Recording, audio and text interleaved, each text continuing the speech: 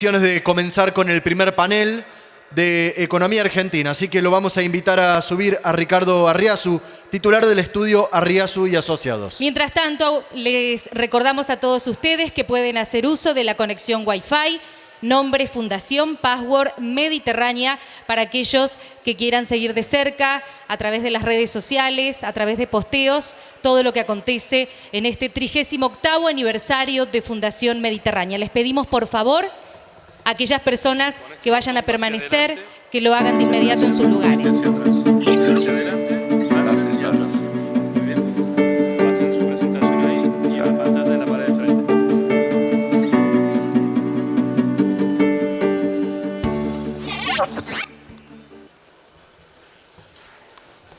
Bueno, buenos días, muchas gracias por esta nueva invitación. La verdad que va a ser difícil superar a los dos oradores anteriores, no lo voy a intentar, lo mío es mucho más árido y voy a cambiar una costumbre que tengo de comenzar siempre con el tema internacional porque me imagino que ustedes están mucho más interesados en Argentina. Solamente voy a tocar el mundo cuando afecta a Argentina.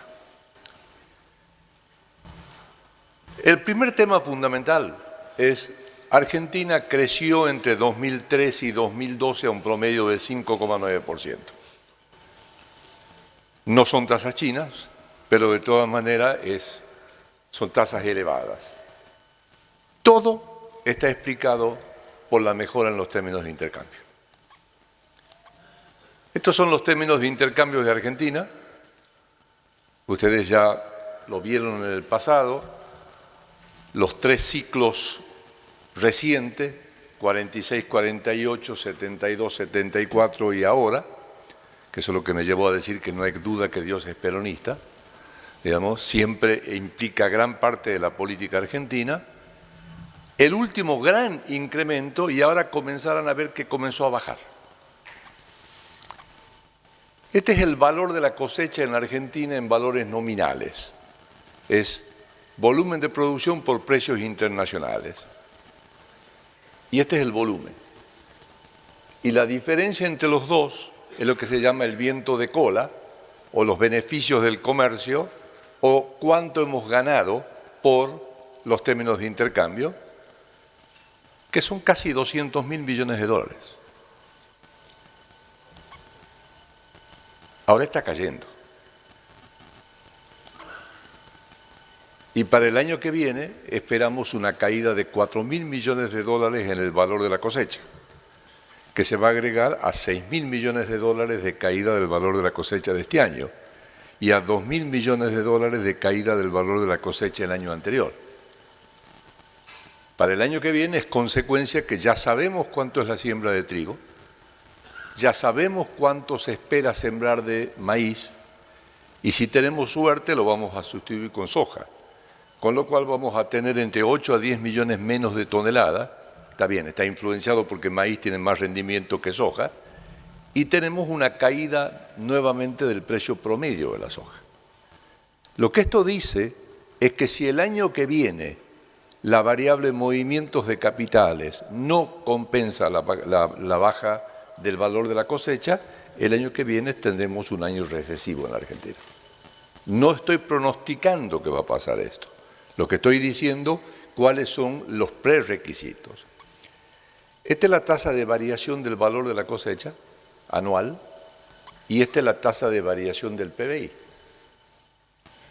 Digamos, el PBI será 5%, digamos, la agricultura será 5% del total del PBI, pero ustedes se dan cuenta que toda Argentina depende en el valor de la cosecha.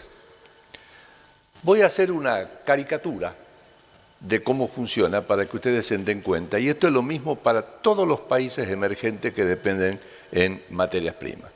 Supongamos que sube el precio de la soja, se duplica. Los productores sojeros tienen más ingresos. ¿Qué hacen con el ingreso?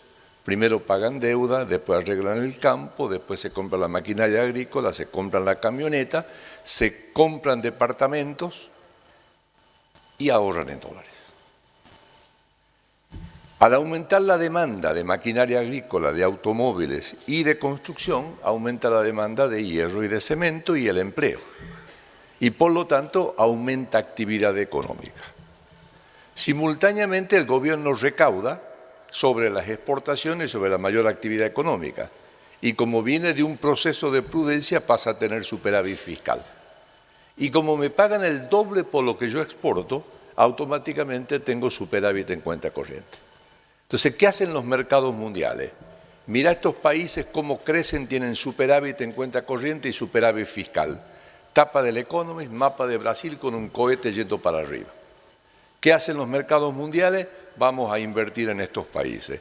Todos entran capitales, eso hace aumentar el precio de los activos, sube el precio de los inmuebles, aumenta el crédito, suben los precios de los bonos y aparece la teoría de las metas de inflación, que te dicen si entra capitales, revalúa tu moneda. Entonces todos los países revalúan su moneda y Brasil pasa de 4 a 1,57 del real y su PBI pasa de $1 billón a 2,6 billones de dólares. Los brasileños con reales pueden comprar empresas en todos lados.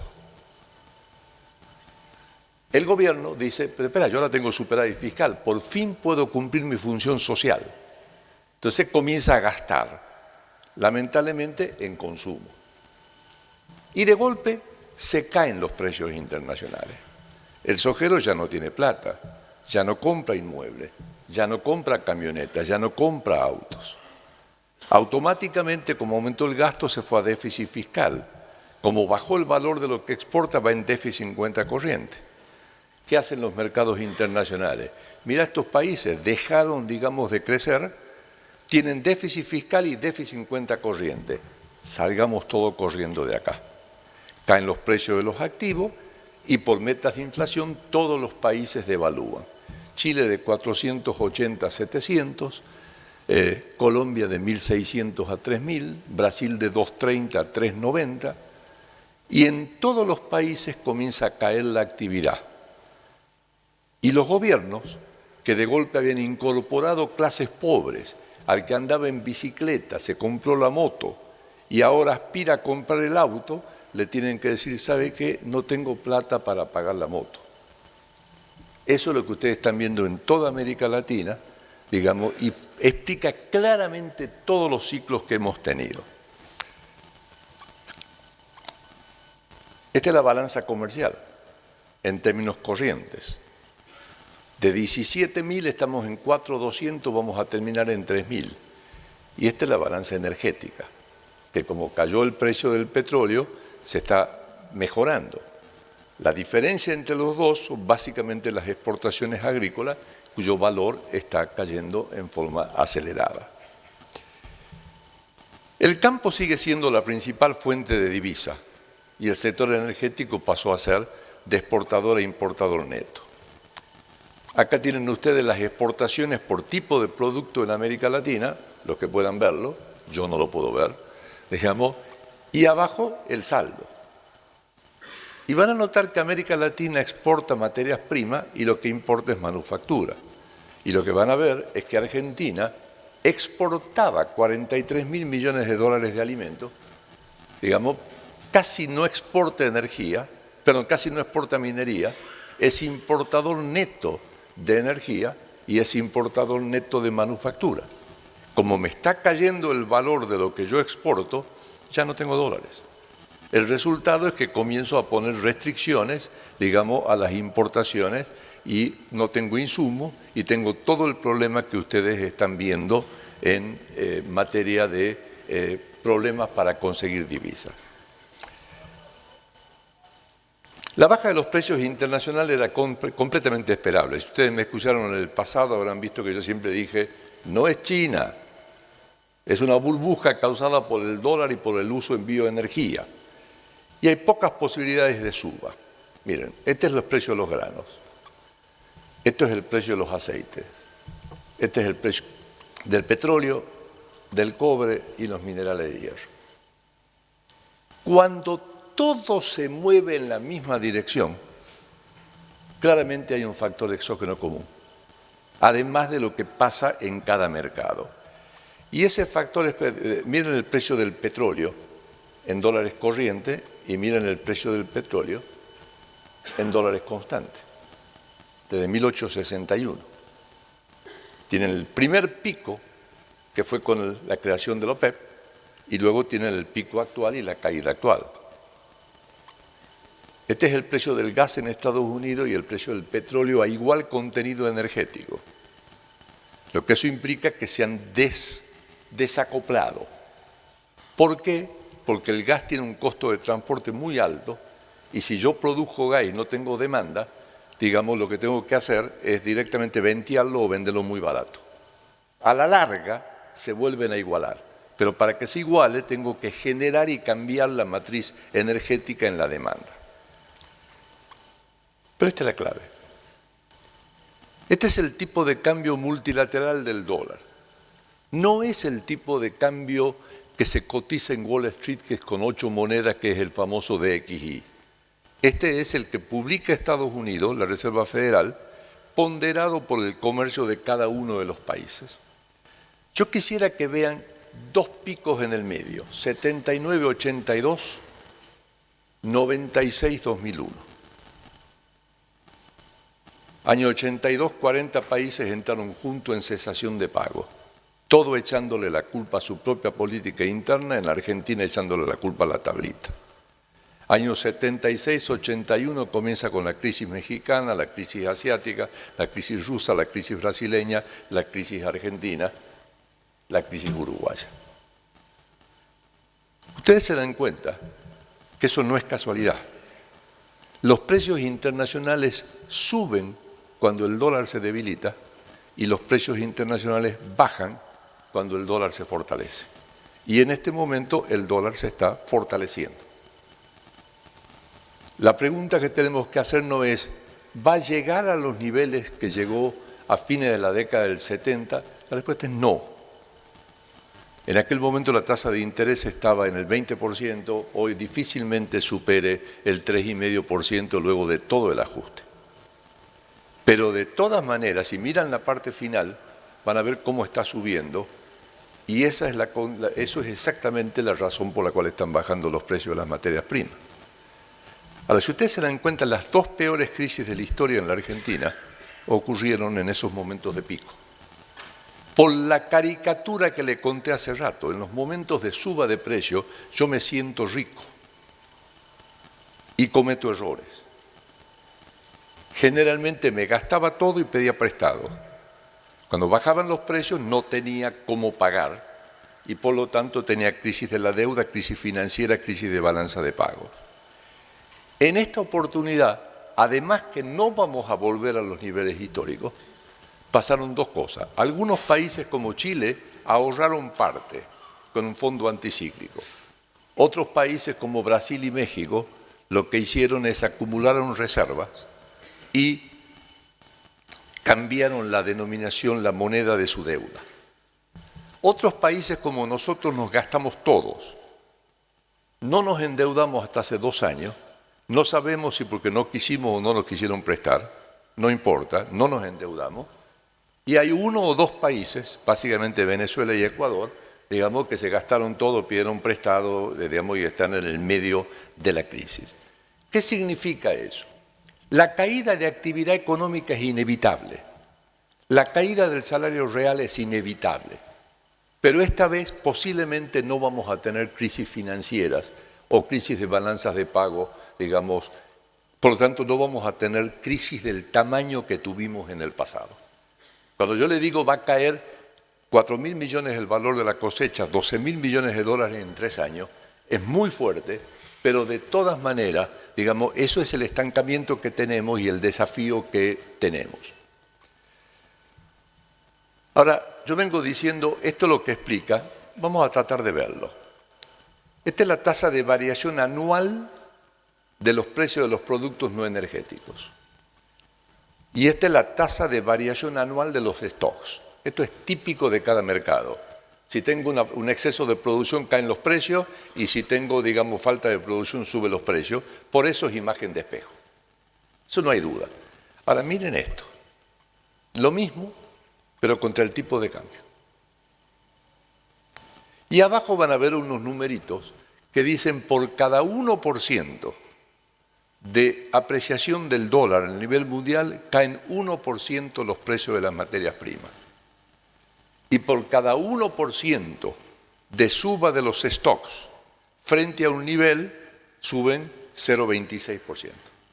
Como el dólar se ha apreciado casi 50%, eso explica una caída del 50% del precio de las materias primas. Eso quiere decir que quizás estemos cerca del piso, pero que los precios no se van a recuperar en el corto plazo. Entonces, esos son datos que tenemos. Ahora, tengo que explicar por qué el dólar sube y baja. Esta es la diferencial de tasa de interés entre los bonos de Estados Unidos y los bonos de Alemania. Y este es el tipo de cambio entre el euro y el dólar. Está claro que la gran devaluación del dólar del 2006 fue con un grave error de política monetaria que bajó la tasa de interés de Estados Unidos cuando Europa estaba subiendo la suya. Y por eso se fue de 0,80 a 1,57. Luego de eso van a ver que hay periodos donde está por debajo. Cada uno de esos periodos coincide con periodos de desconfianza donde la gente huye hacia el dólar. La crisis de Lehman, rumores de nacionalización de Citibank, la crisis europea, la crisis griega. Pero luego vuelve hasta los términos de la diferencial de tasas de interés. Y van a notar que hoy en día está por debajo de la diferencial de tasa de interés. Eso implica que hoy en día los mercados ya están anticipando de que Estados Unidos va a subir la tasa. Ahora, hay banqueros que están diciendo que el dólar va a ir a 1 o debajo de 1 frente al euro, que eran los mismos que antes decía que iba a ir a 2. A menos que haya una gran crisis de confianza, es matemáticamente imposible. Hay que tener 3,5 puntos de diferencial de tasa de interés. Alguien me dirá, ¿y dónde está la competitividad? La competitividad, que se mide cuál es el tipo de cambio que me iguala los costos laborales unitarios en dólares, es como la plomada del albañil que me está diciendo la tendencia. Cuando yo hice el estudio en el año 2008, me daba un euro de 1,20, en ese momento estaba 1,57, me daba una libra de 1,56, en ese momento estaba 2,12, y me daba un yen de 94, digamos, cuando en ese momento estaba en 72. ¿Qué quiere decir esto? Para mí, el ajuste con el euro y con el yen ya está, pero falta todos los países emergentes, que ya han venido, digamos, ajustando, pero que van a seguir ajustando, y donde las calificadoras de riesgo, lamentablemente, digamos, aumentan los ciclos. Lo acaba de colocar en bono basura, digamos, a Brasil hace 2 días, justo cuando Brasil está recién comenzando a ajustar. Digamos, obviamente, cuando cae el nivel de actividad económica, la popularidad de los gobiernos cae en todas partes. Todos los gobiernos de América Latina tienen una caída de popularidad. En el caso de los granos, se agrega que hemos tenido 3 cosechas récords excepcionales. Ahí está la producción, ahí está el consumo y ahí están los stocks. Cuando los stocks caen, suben los precios, cuando los stocks suben, bajan los precios. En este momento tenemos stocks muy altos, particularmente en el caso de la soja, donde subió 10 puntos en relación al consumo. Y Argentina tiene la mitad de esos stocks. En parte porque el sector jugó a que los precios se iban a recuperar, a que iban a devaluar y que iban a bajar las retenciones. El año que viene van a vender sí o sí, o porque tomaron las medidas adecuadas o porque se quedaron sin plata. Cuando eso pase, es oferta en el mercado. Por lo tanto, los mercados ya están descontando. Miren los precios del trigo, del maíz y de la soja, y miren los precios a futuro. A menos que haya un factor climático excepcional, no hay manera que los precios internacionales se recuperen. Entonces, con todo eso, ya tenemos un escenario para Argentina de cómo va a ser la situación mundial. Muchísimo capital, aunque con gran probabilidad de suba, digamos, de tasas de interés, y precios internacionales en baja, agravado por el hecho que la cosecha va a caer luego de un año excepcional, porque ustedes saben que el yuyo maldito necesita agua y sol, y acaba de tener agua y sol a patada.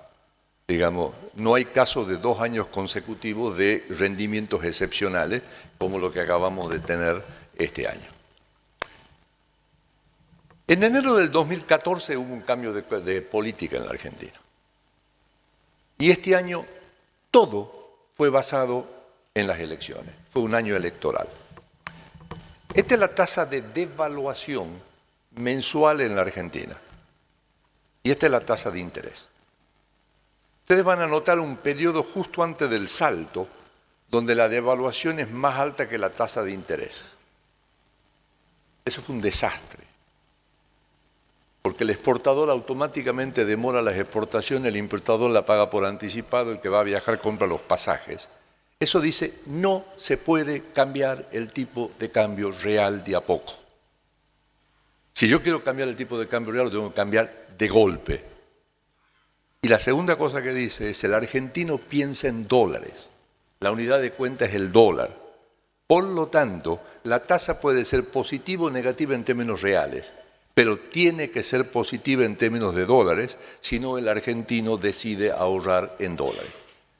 Esa la aprendieron muy bien y calmaron el mercado casi un año.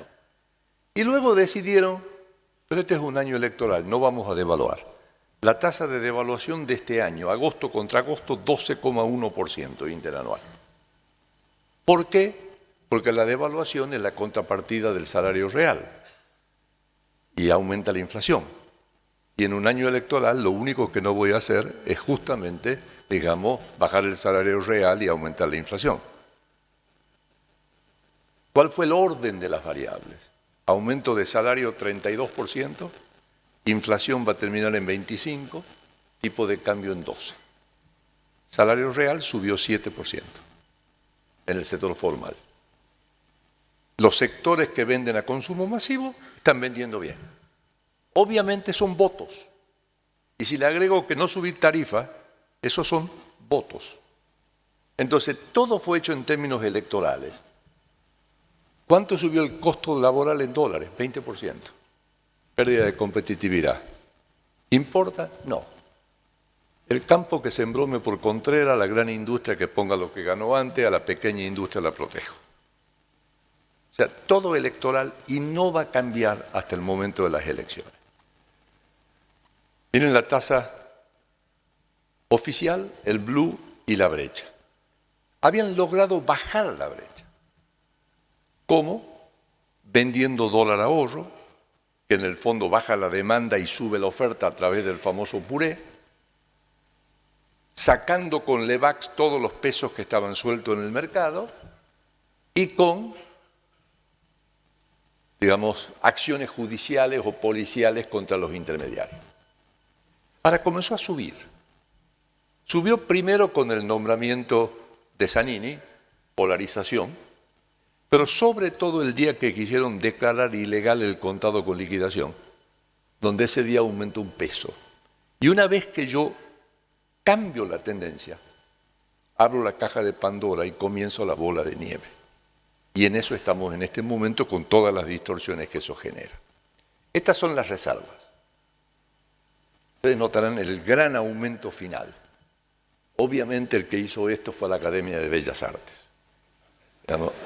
Voy a tratar de mostrarlo.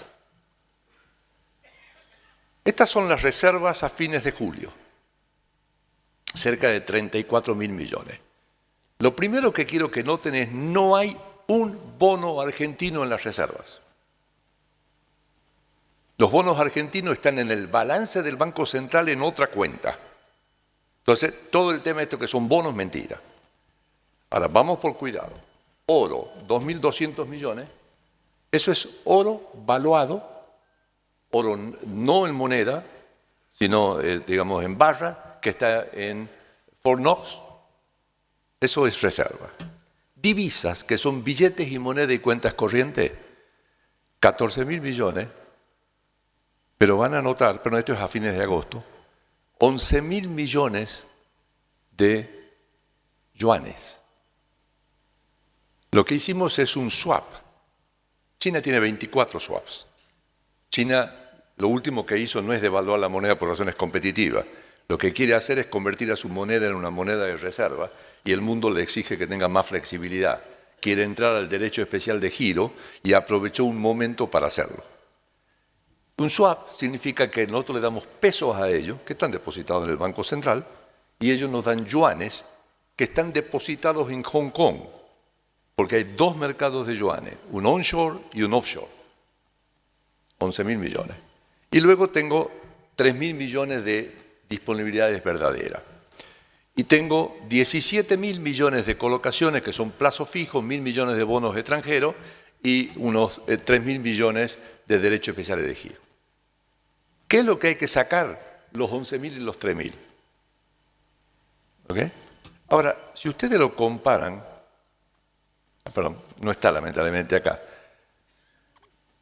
Si lo comparan con fines de julio, no lo puedo hacer volver, con fines de julio, el valor total cayó 500 millones, pero la cantidad de yuanes subió en 2.000 millones. Eso implica que en el mes de agosto, en el mercado, se perdieron 2.500 millones de dólares. ¿Alcanza hasta fin de año? Sí. ¿Alcanza para pagar los bodén? Sí. ¿Cuánto tiempo más? Nosotros sabemos decir 9 meses, ahora decimos 4 meses. Lo que eso quiere decir es que la posibilidad de continuar exactamente con la actual política es nula a menos que se siga el camino venezolano, digamos, de escasez, represión, etcétera, etcétera. Estas son las ventas, digamos, del dólar ahorro. Mire cómo iba subiendo. De golpe se calmó todo y de golpe comienza a subir.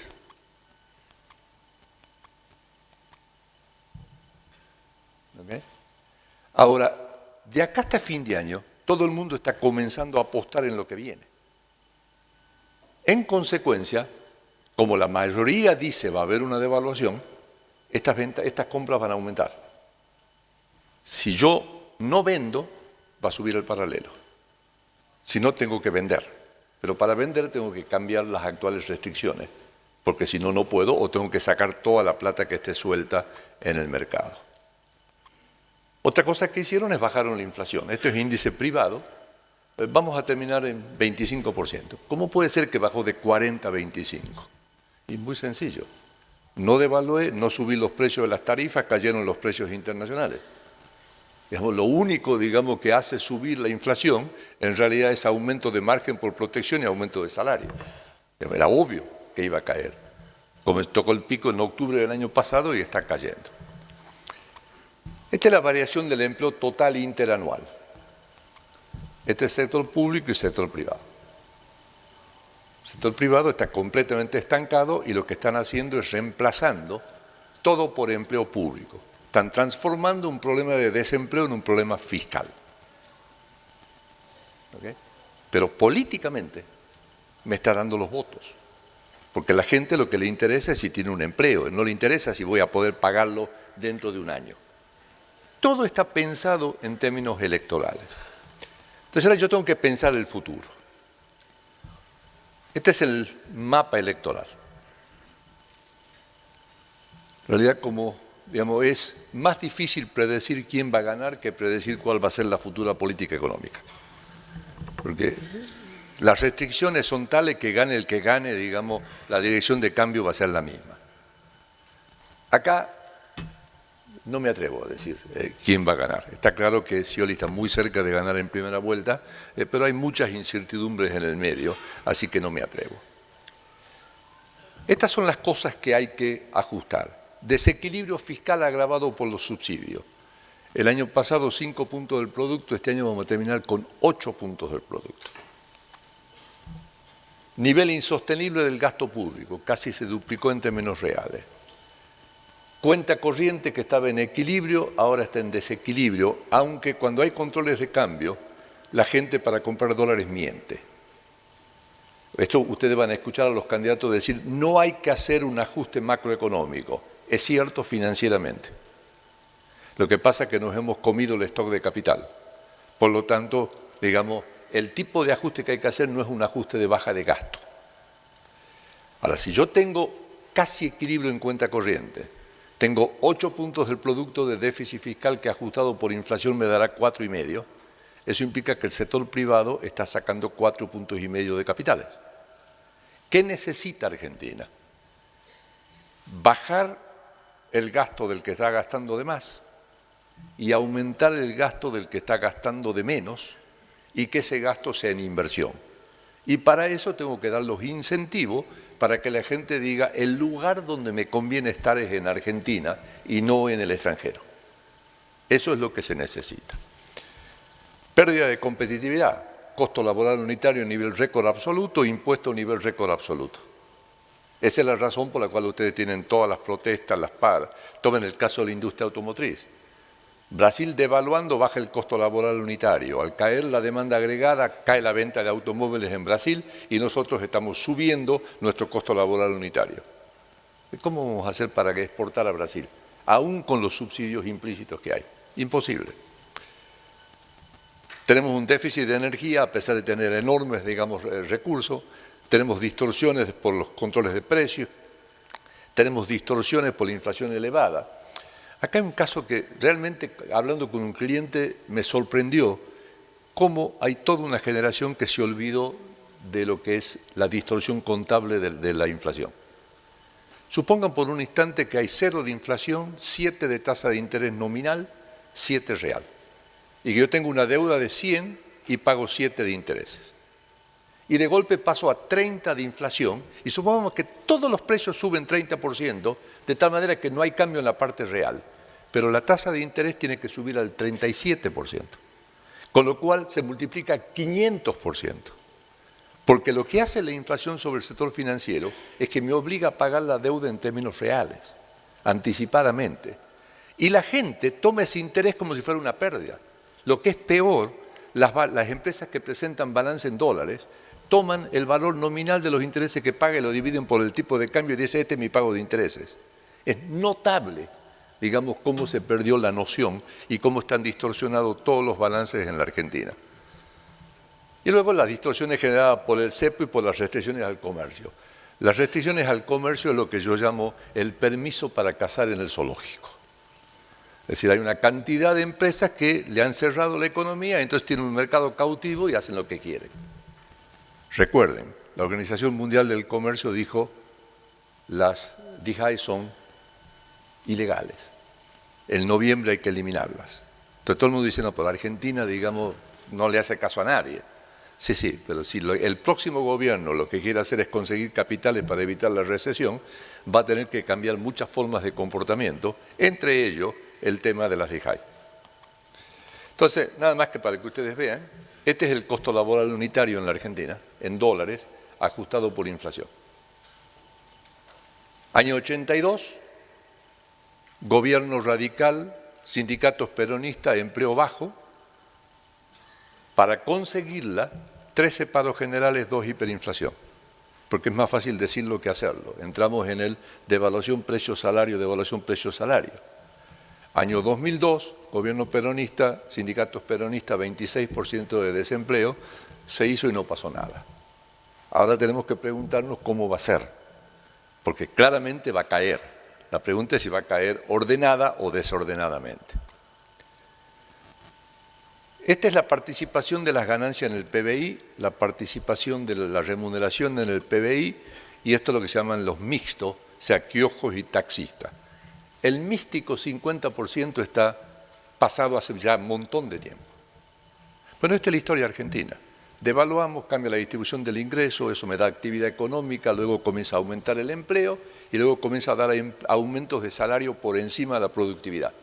Me vuelvo totalmente no competitivo y al cabo de un tiempo vuelvo a devaluar y vuelvo a hacer exactamente el mismo mecanismo. Y esos son los ciclos de 7, 8 años que se le agregan a los ciclos internacionales. Gasto público, con las nuevas cuentas nacionales, impuestos, ambos niveles récord. Sector fiscal. Este año, 2 veces y media el déficit del año pasado acumulado a mayo. 2 veces y media. Esto es lo que yo decía, que en septiembre íbamos a tener cajita feliz, Papá Noel y todo junto. El resultado es que hemos tenido mucho antes y mucho más de lo previsto. Salarios están subiendo al 42%, pero no el salario nominal. Lo que pasa es que la cantidad de aumento de empleo público es fenomenal. Jubilación es lo mismo, porque hemos agregado 500.000 jubilados. Subsidios están creciendo al 40%, a pesar de la caída de los precios internacionales. Entonces, esto es una de las cosas que hay que corregir. Ahora, así es como lo mide el gobierno, esto con las transferencias del central, y estos son los subsidios, los subsidios fiscales. Ustedes saben que hay, digamos, dos tipos de subsidios, digamos, el que lo paga la empresa y lo que lo paga el gobierno. Si se eliminaran los subsidios, habría superávit fiscal aún con este nivel de gasto. Entonces, todo eso dice que sin viento de cola, todo dependerá de las políticas internas. Yo lo que voy a hacer es hacer el análisis de lo posible, sin tratar de influenciar, porque ustedes van a escuchar esta tarde a los candidatos o a los economistas de los candidatos, qué es lo que van a hacer. Este año, nada. ¿Existe alguna posibilidad que después de las elecciones este gobierno le haga al próximo gobierno el ajuste? No. ¿Existe alguna posibilidad que justo después del 10 de diciembre se haga lo que hay que hacer? Muy difícil porque hay que cambiar la ley Cerrojo. ¿Ok? Lo que sí le digo, no se vayan de vacaciones entre enero y febrero. Estos son todos los escenarios posibles. Ahora vamos a tratar de comenzar a ver cada uno. Profundización sin correcciones. Con las cifras que les mostré de reserva hace rato, probabilidad a lo máximo 5%. Puede durar 2, 3 meses, no puede durar mucho más. Y eso es con independencia de quién sea el candidato. ¿Shock exitoso o shock no exitoso? Para hacer un shock hay que tener apoyo político, hay que tener acuerdo con los sindicatos y hay que tener financiamiento estable. No tenerlo implica el rodrigazo. O sea, algo hecho en el vacío del laboratorio. Para poder hacerlo, tiene que haber las condiciones de crisis, que haya una demanda popular por el cambio. Y en este momento no está la situación de crisis para una demanda popular. Entonces, hay que hacer un shock, pero nadie lo va a hacer. ¿Ok? Gradualismo exitoso. El gradualismo exitoso significa, no hago todo lo que hay que hacer, pero la figura del presidente y del candidato a ministro es de tal estatura, es un estadista de tal magnitud, que todo el mundo dice, yo le creo, voy a seguir invirtiendo, voy a jugar a favor, porque poco a poco va a hacer los cambios. ¿Tenemos algún estadista de esa naturaleza en la Argentina? No. Entonces vamos a centrarnos ahora en los únicos dos que tienen chance. El gradualismo no exitoso y el gradualismo con shock sectorial. No existen ejemplos de exitoso de gradualismo donde digo de a poquito voy a ir corrigiendo la cosa. Yo siempre digo que es como la famosa tortura china, digamos, la muerte de los 1000 cortes. En su versión simplificada, digamos, lo cuelgan de un canasto al prisionero y le cortan una pierna y le ponen alquitrán para que no se desangre. Y a la semana siguiente le cortan la otra pierna y le ponen el alquitrán. Y después le cortan un brazo y después le cortan el otro brazo y después lo dejan desecarse. La verdadera, digamos, pena de las 1000 cortes, que existió y fue prohibida en 1908, es todos los días le levantan la piel, le sacan un pedazo de carne y le vuelven a poner la piel. Así hasta que quedaba desecado como un pescado. ¿Ok? ¿Se imaginan ustedes, con toda la experiencia de los sindicatos, decir, bueno, vamos a hacer un ajuste gradual? ¿Cuánto voy a perder de salario real este año? 3%. Y el año que viene, otros 3. Y el otro año, otros 3. La pena de los 1000 cortes yo lo puedo hacer cuando lo tengo en una jaula. Digamos, cuando hay 16 millones de personas que pueden salir corriendo, digamos, yo no la puedo hacer a los 1000 cortes. Entonces, lo que me queda como mayor probabilidad, o quizás con la única probabilidad de éxito, es lo que yo llamo gradualismo con shock sectorial. En las variables que políticamente son demasiado sensibles, Es decir, con qué velocidad voy a hacer caer el costo laboral unitario en dólares y en términos reales, con qué velocidad voy a subir las tarifas, se hace gradual. Y luego se elige 3, 4, 5 sectores menos sensibles políticamente, pero con un gran potencial de aumento de inversión, digamos, a donde sí se hace el shock. Y esos sectores son claramente el energético, el minero, comunicaciones y agricultura. Para dar un ejemplo, digamos, fácil de agricultura, algo dijo el gobernador, digamos, el orden de odio de los agricultores es, ¿cómo se llama?, los permisos de exportación, las retenciones, el tipo de cambio. Yo creo que todos los candidatos van a eliminar los permisos de exportación. Yo creo que todos los candidatos van a bajar van a eliminar los impuestos a las exportaciones regionales. Que en trigo también lo van a hacer. Que el maíz van a dejar un poco y que van a bajar un poco en soja. La discusión es con qué fuerza, cuáles son los costos, cómo lo hacen. Y luego viene el tipo de cambio. Todos los economistas dicen el tipo de cambio de equilibrio está entre 12 y 13, pero ese es el valor de hoy. Si yo muevo el tipo de cambio, automáticamente suben el precio de los exportables, suben el precio de los importables, suben las tarifas públicas, por lo tanto ese no es el valor de equilibrio, se va para arriba. ¿Alguno se va a animar a hacerlo? Ninguno. Lo van a hacer parcial, pero lo van a hacer, digan o no lo digan. Uno dice, no vamos a devaluar, vamos a liberar el mercado. ¿Se puede liberar el mercado? Sí. Hay que tomar una serie de precauciones. ¿Cómo hago con los dividendos que no he pagado? ¿Cómo hago con las importaciones que no he pagado? ¿Cómo hago para tener suficiente reserva para enfrentar el caso de una corrida? Pero Argentina ya la hizo en el pasado, ya sabe cómo hacerlo. La pregunta es si después de eso es un mercado libre en el cual se elimina el paralelo, que ese es posiblemente uno de los escenarios, o el otro lo que dicen, no, todavía no puedo sacar las restricciones, si no saco las restricciones por definición tengo doble mercado, sea legal o no legal, con todas las distorsiones, y los que dicen todavía necesito impuesto inflacionario para ir gradualmente. Del mismo modo, con la energía, con las tarifas públicas, ¿qué es lo que hago? Es notable la diferencia de precio en el interior con Buenos Aires. Yo soy criado en Salta, tengo una casa en Salta, una nieta fue por 4 días, prendió la calefacción, 3.000 pesos. Un hijo fue al mes siguiente, prendió la calefacción una semana, 4.700 pesos. Cuando voy a ver, digamos, no, debo tener pérdida, me mandan las boletas, 11 veces subió la tarifa unitaria, 11 veces. Y eso está pasando mucho en el interior.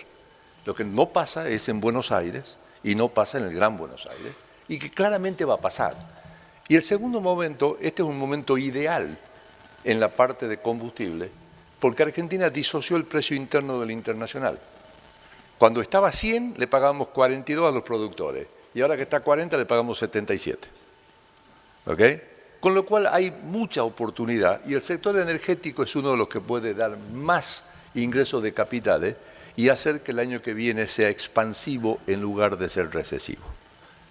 Todos los candidatos están hablando de incrementar el gasto en infraestructura, que hay que hacerlo porque hemos destruido la infraestructura, pero con una característica que no me gusta. Todo el mundo dice la deuda es baja, por lo tanto lo que voy a hacer es endeudarme para, digamos, incrementar el gasto en infraestructura.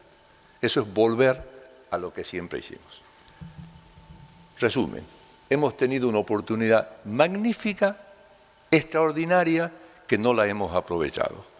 Ahora hay que hacer todo esto en el medio de una situación no tan extraordinaria, excepto los gigantescos recursos de hidrocarburos no convencionales, cuyo potencial es realmente notable y que con ciertos cambios en la política se pueden lograr que entren entre 7.000 a 10.000 millones de dólares de inversión adicional por año. Si se hace todo esto, nuestro cálculo es que el año que viene, promedio contra promedio, la tasa de crecimiento va a estar en el orden de 1,5 a 2%, pero entre punta, diciembre contra diciembre, mientras más agresivo sea, más alto es el crecimiento y puedo estar entre 5 al 6%. Muchas gracias. Agradecemos este primer panel en el 38º aniversario de Fundación Mediterránea. Economía Argentina, disertó el señor Ricardo Arriazu. Lo invitamos también a continuación al doctor Enrique Martín, director de Grupo Arcor, que hará entrega del recordatorio por el 38º aniversario. Adelante. Les recordamos, mientras tanto, que para conectarse a la red Wi-Fi, la red es Fundación, con el password de Mediterránea con M mayúscula. Recibe entonces este reconocimiento Ricardo Arriazu por parte del doctor Enrique Martín, director de Grupo Arcor. Lo sellamos con este aplauso.